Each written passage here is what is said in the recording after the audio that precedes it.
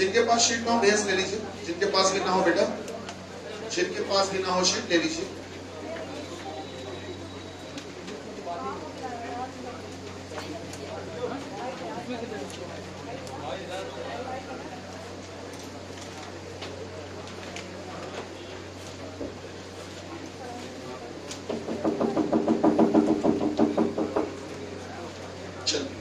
हम आंसर बोलते हैं, आप लोग अपने आंसर टिक करिएगा, ठीक है बेटा? आप आंसर टिक करिएगा, आंसर बोलते हैं। चलिए पहले आंसर बोल ही देते हैं, इसके बाद आगे बढ़ेंगे। जिनकी आज पहली क्लास है, पहला दिन है, वो लोग भी शीट ले लीजिएगा भैया से और आंसर टिक करिएगा। जिनके भी आज पहली क्लास है, शीट सबको मिल गई बेटा? मिल गई सबको? नहीं, जिनके पास ना हो ले लीजिए। अरे भूल जाओ तब भी ले लो यार, कोई नहीं। अगर भूल है रूम में कोई बात नहीं, ले लो शीट। हम ये चाहते हैं इस समय सबके पास शीट होनी चाहिए। है सबके पास? तुम लोग के पास है? भैया लोगों लास्ट में, ठीक है? चलिए फिर शुरू करते हैं। विजय देखो, इनको सही मार्गदर्शन करो इनके जीवन के लिए, क्या जरूरी है ये भैया। चलो शुरू करते हैं। आंसर टिक करो बेटा, है आंसर टिक करिएगा। तो साथ में चलते हैं। क्वेश्चन नंबर 1 का तीसरा, ठीक है बेटा? क्वेश्चन नंबर 1 का तीसरा, 2 का चौथा, 3 का पहला, क्वेश्चन नंबर 4 बेटा। क्वेश्चन नंबर 4 जो लिखा हुआ है उसमें एरो, तीर का निशान उड़ता हुआ ऊपर गया है। जो क्वेश्चन नंबर 4 आप पढ़ोगे तो वहां से एक तीर का निशान हल्का सा दिख रहा होगा, एक एरो जो है वो उड़ता हुआ ऊपर गया है। मिला? प्रत्येक कटाई पर 5 रुपए दिए जाते। मिला बेटा? तो हाँ, वो है इसका क्वेश्चन बचा हुआ। मतलब आधा इधर लिखा है 4 और आधा ऊपर लिखा है। तो वहां पर जाकर देखना, आपको ऑप्शन दिखेंगे तो ऑप्शन नंबर सी लगाना उसमें, तीसरा 216। नहीं मिल पाया? मिल गया? ठीक। अब वापस आ जाओ क्वेश्चन नंबर 5 पे। अब बेटा क्रम से आ जाओ। बेटा आपका शीट नहीं है? शीट नहीं है? अरे विजय एक शीट बेटा इधर पास कर देना, एक शीट इधर पास कर दो, आगे आगे। तो क्वेश्चन नंबर 5 पे लगाइए बेटा। क्वेश्चन नंबर 5 का चौथा, क्वेश्चन नंबर 5 का चौथा, आगे पास कर दो, आगे बढ़ा दो, बढ़ा दो, बढ़ा दो, आगे बढ़ा दो, बढ़ा दो। ठीक है, 5 का चौथा लगा दिया। 6 का चौथा, 7 का चौथा, क्वेश्चन नंबर 8 का तीसरा लगाया बेटा। क्वेश्चन नंबर 9 का पहला, क्वेश्चन नंबर 10 का पहला, 11 का क्वेश्चन नंबर 11, क्वेश्चन नंबर 11 का पहला, 12 का पहला, सर 13 का दूसरा, 13 का दूसरा लगा लिया बेटा। क्वेश्चन नंबर 14 का तीसरा, 15 का पहला, 15 का पहला, सर 16 का चौथा, 16 का चौथा लगाया बेटा। 17 का तीसरा, ठीक है? और जो 18 है, क्वेश्चन नंबर 18, क्वेश्चन नंबर जो 18 है बेटा, क्वेश्चन नंबर 18, अरे सुनो इधर स्टूल रखा हुआ, स्टूल भेज देना। हाँ क्वेश्चन नंबर जो 18 है उसमें एक छोटा सा काम करना पड़ेगा आपको। क्वेश्चन नंबर जो 18, इधर से आ जाओ, चाहो तो इधर से भेज दो, उधर से भेज दो, कहीं से भेज दो, स्टूल रखा बगल बैठ जाएंगे। अरे सीट थी पूरी यार, तो कुर्सी आगे करो थोड़ा सा। हाँ और चाहो उधर कर लो, स्टूल हमको दे दो, स्टूल हमको दे दो और कर लो कुर्सी। आओ सीट है पूरी, आ जाओ, आ जाओ। फर्स्ट क्लास से बैठा लेना।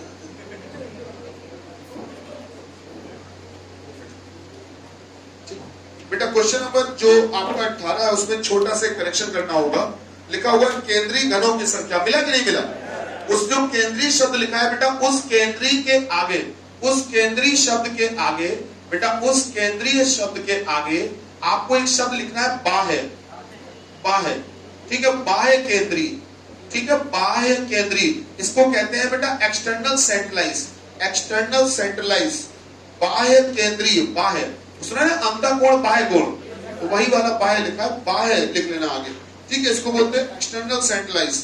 तो क्वेश्चन नंबर 18 का चौथा लगाइए सर, चौथा, सर 19 का तीसरा, 20 का चौथा लगाइए सर, चौथा, 21 का लगाइए बेटा चौथा, 22 का लगाइए पहला, इधर ही से भेज देते हैं।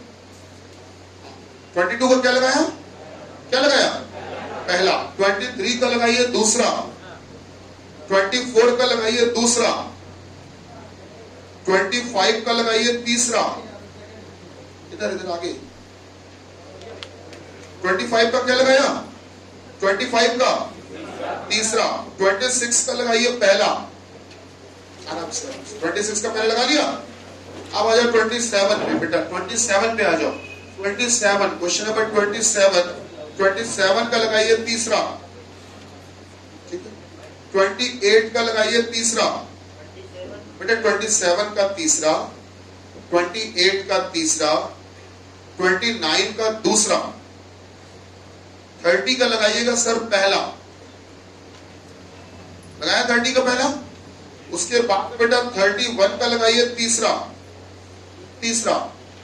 32 का लगाइए, 32 का लगाइए, क्वेश्चन नंबर 32 ऑप्शन बोलना है, क्वेश्चन नंबर 32 में ऑप्शन लिखने पड़ेंगे आपको, ऑप्शन नहीं छपे हैं बाय मिस्टेक, तो मैं ऑप्शन बोल रहा हूं, आप लिखिए 32 में जगह बना के लिखिए। 32 में लिखिए, पहला ऑप्शन लिखिए 8 लिखिए, पहला ऑप्शन लिख लीजिएगा 8। दूसरा ऑप्शन लिखिएगा बेटा 16, पहला ऑप्शन लिख लिया आपने 8 सर, दूसरा ऑप्शन लिख लीजिए 16 सर, तीसरा ऑप्शन लिखिए 24, यही आपका आंसर है।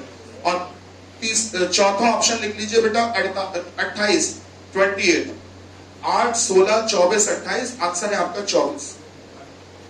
क्वेश्चन नंबर 32 हो गया। 33 में आइए, 33 का चौथा, 34 का तीसरा, 35 का दूसरा, 36 का दूसरा, लगाया बेटा 36 का दूसरा, 37 का चौथा, 38 का दूसरा, 39 का पहला, 40 का तीसरा, 41 का पहला, 42 का तीसरा, 43 का सर, 43 का तीसरा, 44 का दूसरा, 45 का चौथा, 46 का तीसरा, 47 का दूसरा, 48 का तीसरा, 49 का दूसरा, 50 का तीसरा, 51 का तीसरा, 52 का चौथा और सर 53 का पांचवा। आंसर है इसका 36। 53 का लगाइए पांचवा, ठीक है। अब चलिए शुरू करते हैं। तो अब एक काम करते हैं सर, एक काम ये करते हैं कि जो क्वेश्चन आपको नहीं आए या जो आंसर आपके गलत हो गए, ठीक है, जो आंसर नहीं मैच हुए या जो क्वेश्चन आपको बिल्कुल समझ में ही नहीं आए, वो सारे के सारे क्वेश्चन आप हमसे बोर्ड पर लगवाइए। वो सारे के सारे क्वेश्चन हम बोर्ड पे लगाते हैं, सॉल्व करेंगे, आप हमसे बोलते जाइएगा, हम सॉल्व करते जाएंगे जिन भी क्वेश्चन से प्रॉब्लम होगी। अच्छा, सॉल्व करना तो जरूरी है, बिल्कुल करेंगे, लेकिन उससे भी पहले जो लोग नए हैं या जो कभी कभी आते हैं, त्योहार वाले हैं, उन सभी के लिए हम जल्दी से फॉर्मूलों को सामने लिख दे रहे हैं, क्योंकि इन फॉर्मूलों से ही हम सवाल लगा पाएंगे। तो फॉर्मूला पहला, कि जिनकी 3 सतह रंगी हो, which have 3 colored surfaces, जिनकी 3 सतह रंगी हो बेटा, which have 3 colored surfaces, जिनकी 3 सतह रंगी हो, वो हमेशा कितना होता है सर, 8 होता है सर। उसके बाद में क्या हुआ, हाँ तो उधर बैठते हैं क्यों यार? अरे इधर बैठा, इधर बैठा करो, इधर बैठा करो। राज, जो अननेसेसरी लाइट है बंद, नहीं ये नहीं, इसको चालू करो, बता, इसके अलावा सब बंद करो। अब तो फिर असली गुनहगार ये है, इसको बंद करो बेटा, एक मिनट, हाँ आवाज चालू करवा दे। अच्छा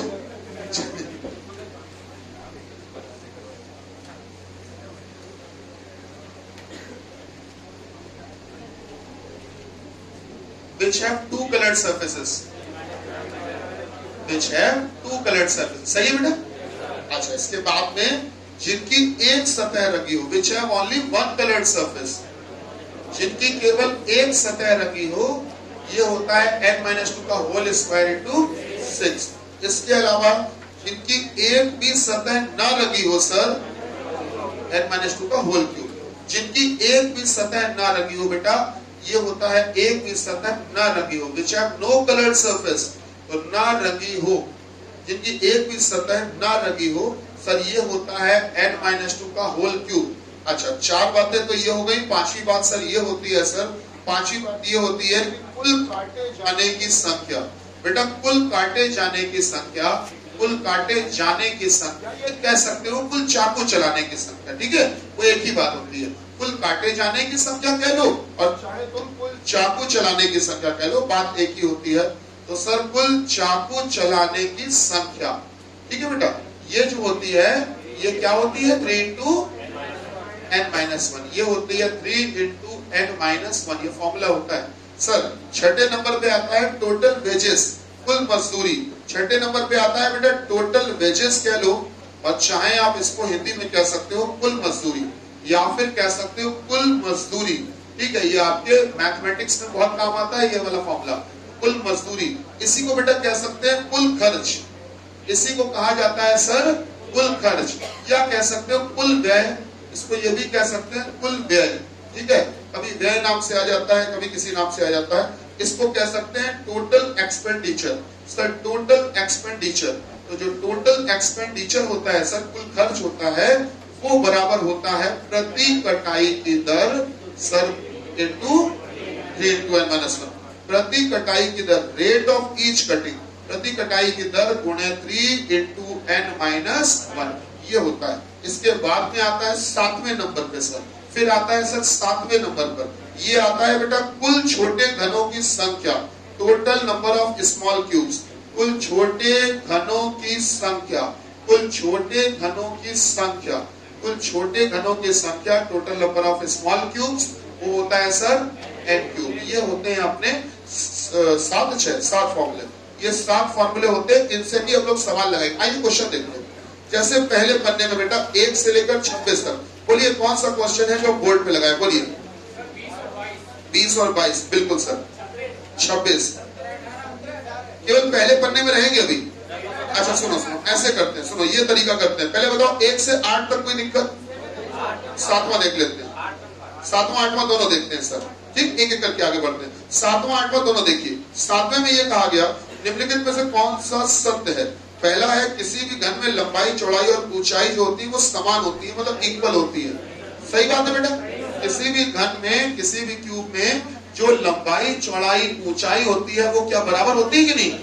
इसीलिए उसको भुजा कहते हैं, साइड कहते हैं। ठीक है, तो किसी भी घन में लंबाई चौड़ाई ऊंचाई जो होती है वो बराबर होती है।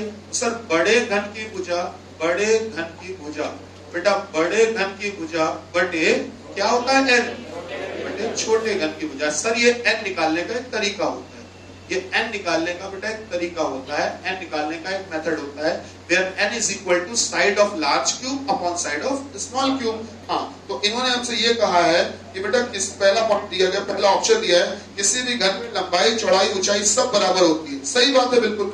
दूसरा ऑप्शन, किसी भी घनाभ में लंबाई चौड़ाई और ऊंचाई असमान होती है, मतलब इक्वल नहीं होती, मतलब अलग अलग होती है। तो बेटा क्यूबॉइड की अगर बात करें तो क्यूबॉइड में बेटा लंबाई अलग, चौड़ाई अलग और ऊंचाई अलग। सही बात है। अच्छा, मन में कभी कभी मैंने देखा है कुछ लोगों के ख्याल आ जाता है, वो ये आ जाता है सर हो सकता है मान लीजिए सर चौड़ाई और ऊंचाई दोनों बराबर देनी हो, तो मान लो मन में आ जाता है सर लंबाई हो सकता है उन्होंने दे दी हो 10 सेंटीमीटर, और हो सकता है चौड़ाई भी 4 और ऊंचाई भी 4, दोनों 4-4 दे दे। क्या नहीं दे सकता है? क्या बिल्कुल दे सकता है। अगर मान ले दोनों उसने 4-4 सेंटीमीटर लिखकर दे दिए तो तुम तय कर पाओगे कि कौन ऊंचाई है कौन चौड़ाई है? नहीं, इसलिए उसको अलग अलग देना पड़ेगा। तो आपको बता दें कोई भी आकृति होती है उसका बैलेंस बनाना पड़ता है, इसलिए हमेशा ध्यान रखिएगा सर, हमेशा ध्यान रखिएगा जो लंबाई होती है वो सबसे ज्यादा, फिर उसके बाद में फिर आती है चौड़ाई, और उससे कम क्या होती है? ऊंचाई। सही मेथड होता है बैलेंस बनाए रखने के लिए, सही मेथड बेटा ये होता है। ठीक है, ध्यान रखिएगा क्या कहा गया बेटा कि लंबाई सबसे ज्यादा, उससे कम होनी चाहिए चौड़ाई, उससे कम क्या होनी चाहिए? ऊंचाई। जो गाड़ियां भी बनाई जाती हैं वो इसी कॉन्सेप्ट पे बनाई जाती है, इसी मेथड बनाई जाती है, जिससे कि गाड़ियां गिर ना सके, पलट ना सके, इसी मेथड पे सब कुछ किया जाता है। तो ये होता ही है कि तीनों का रेशियो बने, या ये कह लो कि तीनों अलग अलग। ठीक है, बैलेंसिंग इसी के आधार पर तय होती है। तो इन्होंने बोला दूसरे में किसी भी घनाभ में लंबाई चौड़ाई और ऊंचाई असमान होती, मतलब अलग अलग होती। बिल्कुल सही बात है ये भी। तीसरी बात, घन या घनाभ एक त्रि-आयामी वस्तु है, 3 डायमेंशनल फिगर है। आप बताओ जो क्यूब और क्यूबॉइड होता है वो 3D फिगर होता है, 3 डायमेंशनल होता है, त्रिविमीय आकृति इसी को बोलते हैं। तीनों बातें सही हैं, तो आप बताइए ऑप्शन कौन सा लगा दे जो तीनों को लेकर? चौथा यही कह रहा है कि उपयुक्त सभी सही है। 8वां क्वेश्चन देखो, एक बड़े घन को 125 छोटे घनों में विभाजित किया जाता है। यदि छोटे घन की एक भुजा 4 सेंटीमीटर हो तो बड़े घन की एक भुजा की माप क्या होगी? मतलब आपको बड़े क्यूब की साइड बतानी है। सुनिएगा ध्यान से, आपसे कहा गया total number of small cubes दिए गए। आप पढ़िएगा तो आपके इस क्वेश्चन में आपसे बोला गया है कि जो छोटे छोटे क्यूब्स हैं वो टोटल कितने दिए गए? 125 स्मॉल क्यूब्स दिए गए। लास्ट वाला देखो तो number of total small cubes जो है वो आपको दे रखा है is equal to n cube. कुल छोटे घनों की संख्या बराबर n cube means total number of small cubes. बेटा total number of small cubes जो आपको दे रखे हैं, total number of small cubes जो दे रखे हैं वो कितने दे रखे हैं? n cube. और आपके क्वेश्चन में भी दे रखे हैं n क्यूब बराबर क्या? 125। तो इस हिसाब से अगर n की वैल्यू फाइंड आउट करो तो कितनी? 5। क्यों भाई? n cube is equal to 125 तो n इज इक्वल टू 5 ये तो आ जाएगा ना, सही है। चलिए यहां तक तो मामला कोई दिक्कत नहीं। इन्होंने पूछा क्या है, ये देखो जरा, इन्होंने ये बोला है कि अगर एक छोटे घन की भुजा साइड ऑफ स्मॉल क्यूब, छोटे घन की भुजा का मतलब होता है स्मॉल क्यूब की साइड, तो इन्होंने छोटे घन की भुजा को 4 सेंटीमीटर दे दी है और पूछा है कि बड़े, ये तो पूछा है बड़े घन की भुजा क्या होगी। तो इस वाली जगह पर आप जरा वैल्यू रखना शुरू करो। क्या ये n की वैल्यू तुम्हें पता है? 5। तो इस n की जगह 5 रख दीजिए बराबर side of large cube, side of large cube. इसको आप इंग्लिश में लिखना चाहे लिख लीजिएगा, side of large cube upon denominator में क्या आएगा बेटा? छोटे घन की भुजा। ये आपके सवाल में दे रखी छोटे घन की भुजा कितनी दे रखी है? 4। साइड ऑफ स्मॉल क्यूब 4 दे रखी। क्रॉस मल्टीप्लिकेशन करो, 3 गुणा 4 का गुणा 5 में करो, कितना आ गया? 20। 20 बराबर बड़े घन की भुजा। यही आपसे पूछा था, बड़े घन की भुजा जो है वो 20 आ गई। कौन सा ऑप्शन है बेटा? कौन सा ऑप्शन है? तीसरा। क्वेश्चन नंबर 9 से लेकर 9, 10 इनमें जरा ध्यान दीजिए। आपसे बोला क्या गया है, छोटे घन प्राप्त करने के लिए इससे कुल कितनी बार काटना पड़ेगा। अच्छा इस सवाल को समझ लो जरा। क्वेश्चन नंबर जो 9, 10 है बेटा, क्वेश्चन नंबर जो 9 और 10 है, क्वेश्चन नंबर जो 9 और 10 है उसके ठीक ऊपर आपको कुछ लैंग्वेज दी गई है। लैंग्वेज क्या दी गई है? 3 सेंटीमीटर भुजा वाले किसी घन को, मतलब 3 सेंटीमीटर का एक लार्ज क्यूब है बेटा, एक 3 सेंटीमीटर का लार्ज क्यूब है, बड़ा क्यूब है, उसको 1 सेंटीमीटर के छोटे छोटे क्यूब्स में काटना है। तो आपको 3 सेंटीमीटर का लार्ज क्यूब दिया है, तो बड़े घन की भुजा कितनी दी है? 3। और छोटे छोटे घन में काटना है कितने सेंटीमीटर के? 1 सेंटीमीटर छोटे घन की भुजा सवाल में दे रखी है। सॉल्व करेंगे कितना आएगा? 3। सर ये n की वैल्यू 3 आ गई। अच्छा इनका सवाल आगे पढ़ते हैं क्या? इनका सवाल आगे पढ़ते हैं। तो बोला ये गया पहला, छोटे घन प्राप्त करने के लिए इसे कुल कितनी बार काटना होगा। अगर आप ध्यान से देखें तो कुल काटे जाने की संख्या, बेटा कुल काटे जाने की संख्या का कोई फार्मूला है भी नहीं। इसको आप कह सकते हो नंबर ऑफ कटिंग्स। तो नंबर ऑफ कटिंग्स से कुल काटे जाने की संख्या का फार्मूला ये होता है बेटा। तो आप इसी को अप्लाई कर दो। अप्लाई करोगे तो आप इसी को यूज करो बेटा। ध्यान दो बच्चा, बराबर 3 इंटू n-1। अब मुझे ये बताओ n की वैल्यू क्या तुम निकाल चुके हो? 3 है, तो ये होगा 3-1। सॉल्व कर दीजिए, ये होगा 2 2 3 6। कितना आएगा? 6। क्या बात थोड़ी बहुत पल्ले पड़ी? नहीं पड़ी। अरे बोलो सही है भैया, सही है, सही 6। चलिए आगे बढ़ते हैं बेटा। 10वें में कहा गया एक घन की प्रत्येक भुजा या कोण कहते हैं उसको, कितने भागों में विभक्त होगी। तो देखिए ये जो n होता है ये भाग ही होते हैं। तो बेटा कितने भागों में विभक्त होगी? जो हर एक साइड है वो कितने भागों में कटेगी? 3 भागों में बटेगी। अच्छा एक बहुत अच्छा क्वेश्चन मैं आपसे बता रहा हूं, यहाँ पर ध्यान देना। 2 बातें पूछी जाती है। ये जो क्यूब है, ये जो घन है, इसमें 2 बातें पूछी जाती है। n की वैल्यू 3 का मतलब होता क्या है? एक्चुअली ये जो n की वैल्यू 3 आई, इसका मतलब होता क्या है? इसका मतलब ये होता है कि चाहे कोई भी तुम साइड ले लो, चाहे कोई भी भुजा ले लो, वो 3 भागों में बटेगी। आप बताइए 3 हिस्से हो गए कि नहीं हो? ऊपर भी लेके जाओगे पैरेलल अगर, तो 3 हिस्से हो जाएंगे। सही है। 2 बातें पूछी जाती है कि ये जो साइड थी, जो भुजा थी, कितने भागों में बटी? 1 2 3 भागों में बटी। सही बात है। और इसको कितनी बार काटना पड़ा? 2 बार पड़ा। तो हर एक साइड जो है उसको काटना कितनी बार पड़ा? 2 बार। और कितने भागों में बटी? 3 भागों में बटी। क्या मेरी बात समझ रहे? तो अगर पूछता है कितने भागों में विभक्त हुई या बटी, तो 3 भागों में बटी। और कितनी बार काटना पड़ा? 2 बार। भाई 2 बार कैंची चला दीजिए तो 3 हिस्से अपने आप अलग अलग हो जाएंगे सर। वही चीज यहाँ पर है। तो इन्होंने पूछा कितने भागों में विभक्त होगी, तो 3 में। आइए क्वेश्चन नंबर, ये तो था अपना 10वां। बेटा क्या आप लोग 11वां कर चुके थे? अब 12, 13, 14 में कोई दिक्कत हो बताओ जल्दी से। कौन सा बेटा? 14, 12, 14 दोनों देखते। 13 को पाया कि नहीं? हाँ चलिए बता देते हैं। 12, 13, 14 जल्दी से देखते हैं। देखिए 12, 13, 14। 12 देखिए पहले, 12 में क्या कहा गया? देखिए सर ध्यान दीजिए जल्दी से। 12 में क्या कहा गया बेटा? क्वेश्चन नंबर 12 में ये कहा गया कि एक घन को इस प्रकार से रंगना है कि साथ लगने वाली भुजाओं का रंग एक जैसा ना हो। इसके लिए कम से कम कितने रंगों की आवश्यकता होगी? मेरा मन ये है कि ये जो हॉल आपको दिख रहा है जिसके अंदर आप बैठे हुए हो, this is also kind of cuboid. ये भी एक घनाभ के आकार का ही, घन ले लो चाहे घनाभ ले लो। मेरा मन ये है कि मैं इसमें पुताई करना चाहता हूँ, पेंटिंग करना चाहता हूँ, और मैं ये चाहता हूँ कि नहीं 2 जुड़ी हुई दीवारों में एक जैसा रंग ना हो, और मैं कम से कम कलर यूज करना चाहता हूं। मतलब ये नहीं कि पूरा रंग बिरंगा बना के रख दिया, कम से कम प्रकार के रंग लेना चाहते हैं। और हम ये चाहते हैं कि किन्हीं 2 जुड़ी हुई दीवारों में एक जैसा रंग ना हो, ये मैं चाहता हूं। तो मैंने काम किया, सामने वाली जो ये पूरी दीवार है इसको हमने लाल रंग से रंग दिया। तो अगर इस पर पूरी दीवार पर लाल रंग रंग दिया तो इससे जुड़ी हुई किसी भी दीवार पर लाल रंग नहीं रखना है। निकटवर्ती, एडजेसेंट, या रेगुलर कह सकते हो, या कॉन्सेक्यूटिव कह सकते हो, या संलग्न कह सकते हो, या संगत कह सकते हो। तो बेटा अगर इस दीवार पर लाल रंग रख दिया तो फिर हम इस पर लाल रंग नहीं रख सकते, इस पर भी तो नहीं रख सकते। ये भी तो बेटा इससे जुड़ी हुई है, बेटा इस पर भी नहीं रख सकते। ये भी जुड़ी हुई, बेटा इस पर भी नहीं रख सकते, ये भी नहीं जुड़ी, ये भी जुड़ी हुई। और अगर इस पर लाल लगे तो सामने तो रख सकते हैं, वो तो नहीं जुड़ी है। तो लाल रंग इस पर रख दे, लाल रंग सामने रख दे, काम बना। अब एक काम करते हैं, इस पर हरा कलर कर देते हैं। इस पर अगर इस पर हरा कलर किया तो इससे जुड़ी हुई किसी भी दीवार पे नहीं कर सकते। क्या ऊपर कर पाओगे? क्या नीचे? अगर इस पर कर दिया तो फिर सामने कर दो। क्या बात सही है? तो इस पर हरा और इस पर भी हरा। आपने अभी तक 2 प्रकार के कलर यूज किए, ठीक है। अब एक काम करो, हरा इस पर, हरा इस पर, लाल इस पर, लाल सामने। अब बात आती है एक और कलर पे, मान लेते हैं नीला, या जो ठीक लगे, नीचे नीला और ऊपर भी नीला। कुल मिला के कम से कम कितने कलर इस्तेमाल किए हमने? 3 कलर इस्तेमाल किए और पूरा कमरा रंग गया। सही है? क्या किन्हीं 2 दीवार जुड़ी हुई दीवारों पर एक जैसा कलर हुआ? नहीं हुआ, ठीक है। तो कम से कम कितने कलर बेटा? 3 कलर। क्वेश्चन नंबर 13 देखो। 3 इंच आकार के घन को प्रत्येक ओर से लाल रंग से रख दिया गया, फिर उस घन को 27 छोटे घनों में काटा गया। या कुल छोटे घनों की संख्या 27 दे दी है। Total number of small cube 27 देती है, कुल छोटे घन इन्होंने कितने दिए हैं? 27। तो आप बताओ जो 7वां वाला फार्मूला यही तो यूज हो जाएगा। अगर कुल छोटे घन 27 दे दिए हैं तो क्या ये n